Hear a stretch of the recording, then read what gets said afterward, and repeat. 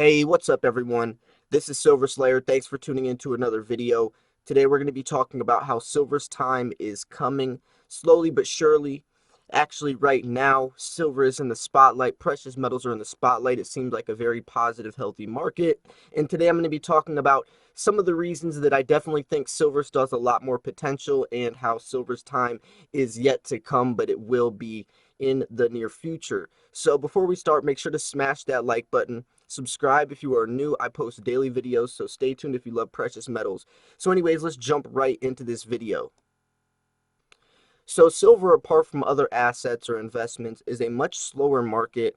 So a lot of people don't have the patience and they kind of miss the bigger picture when they view silver or when they look at charts or, the price of silver over, a weekly or monthly time frame. And a lot of people just think that silver is something that it doesn't really make money, that, if you buy a $17 coin and if the spot price is still $17 from a couple months from now, that you're making no money. And they're not really seeing the bigger picture, and they're not understanding why silver or where silver's true value is. Now, even though spot price might only fluctuate a couple dollars within a year, there's still a lot of money and a lot of profits to be made on top of it, whether it's the coin appreciating, whether it's silver's true value, whether it's, the potential of that coin or where you're heading with your stack as well.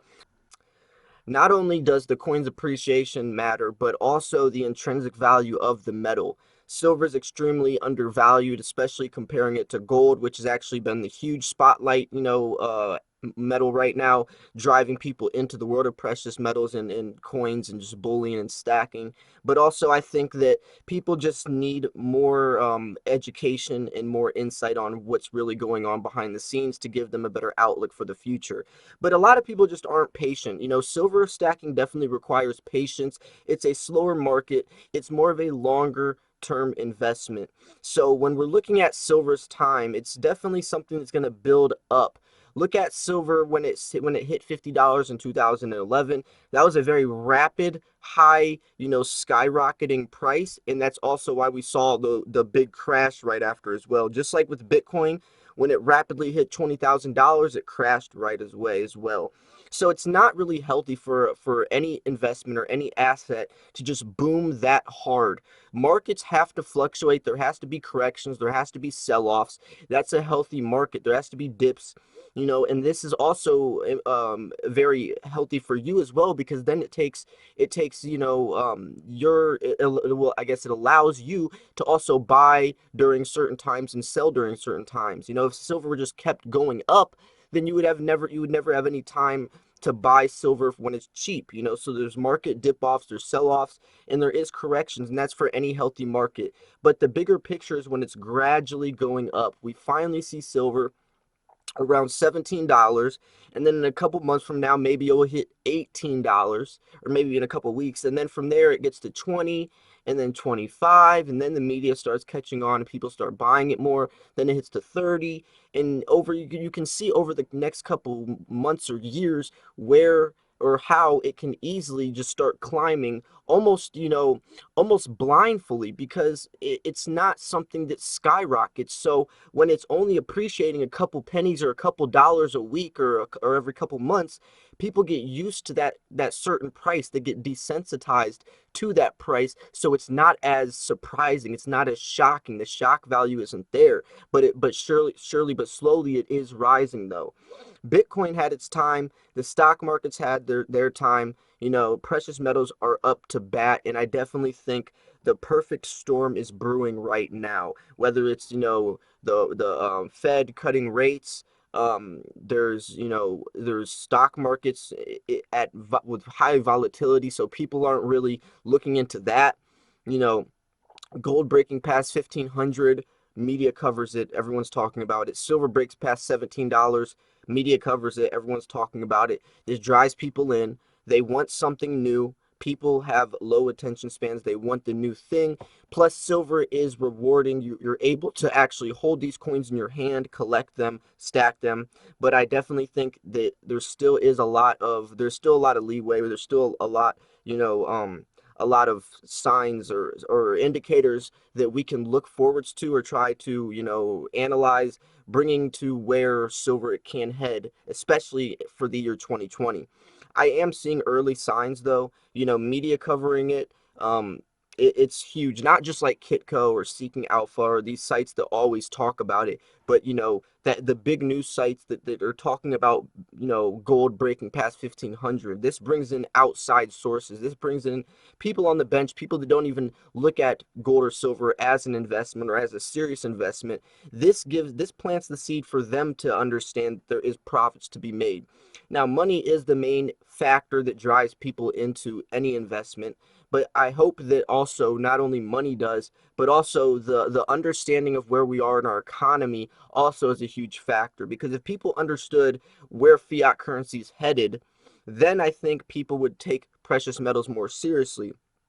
We do still have a long way to go, but I am seeing some early signs. Potential is real and it isn't speculative. This goes so well with silver and gold because speculation is something like Bitcoin, where it's literally based off of how many dollars go into that and how many dollars are going out on an exchange. It's all digital. There's no real value. It's not being used in technology to the sense that silver is actually building these laptops or the industrial uses, or they have to dig it out the ground. So there's real potential, there's real value that is needed. These industries have to that they have to keep buying and using and supplying silver in the world for technology to work for at its cost. And that's the really important point I want to make, is at cost.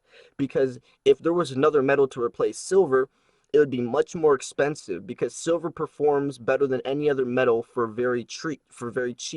So if an industry had to replace silver and use something else, our electronics, our technology prices, retail value would skyrocket.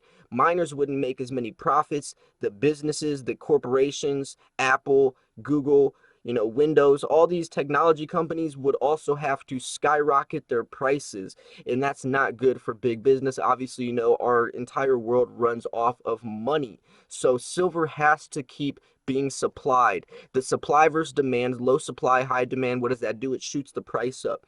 We're seeing more and more silver being harder to get, the demand isn't fitting the supply, and that's causing some problems. That can be huge future potential, huge future problems for let's say businesses in the future.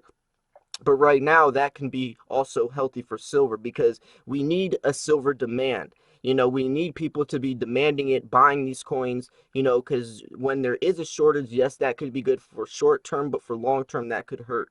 I want to see people demanding silver in the physical form, not just the ETFs. I'm still shocked when I read that chart where it said 99% of people that buy silver is from paper, from SLV ETFs.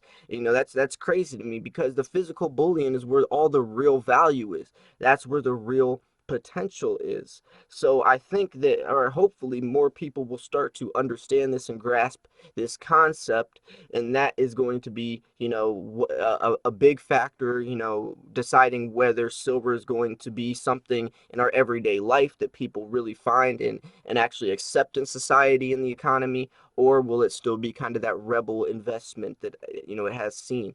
It's funny though, because when silver reaches $50 in 2011, everyone was buying it. It wasn't the rebel coin then, but then when it drops back down, people kind of stereotype it because there's no money to be made. It's almost like people only go towards the things that have money. Like when Bitcoin was shooting up $20,000, everyone was buying Bitcoin. Coinbase was the #1 downloaded app on iOS, which is crazy because there's millions of apps, and Coinbase, where to buy your Bitcoin, was the #1 most downloaded app. And that shows how everyday people will get into investments if there's money to be made. It's sad, but it's true, and I wish people understood from an economical standpoint, from a financial standpoint, where we're headed and how to start taking control of their wealth for the better. So I am curious what you guys think about this.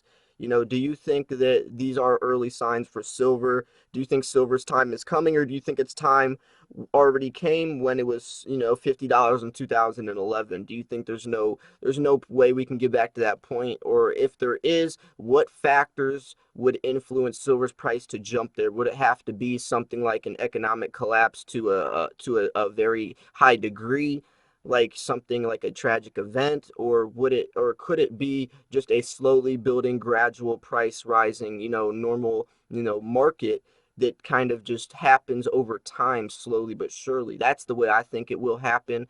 Obviously, there's a lot of things coming up that could determine that, but I definitely think that it doesn't have to take a big event for people to start understanding and realizing that silver has many, beneficial properties to it. But anyways, this was Silver Slayer. I hope you guys did enjoy this video. If you did, make sure to smash that like button, subscribe if you already haven't. I also do have a second channel called Coin Conspiracy.